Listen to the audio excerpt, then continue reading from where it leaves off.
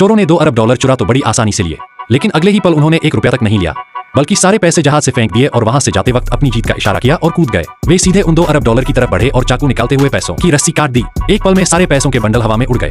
इन पैसों का फायदा उठाकर वे एक गुफा में घुस गए और पैराशूट खोलकर गायब हो गए। पास के गांव में पैसों की बारिश शुरू हो गई।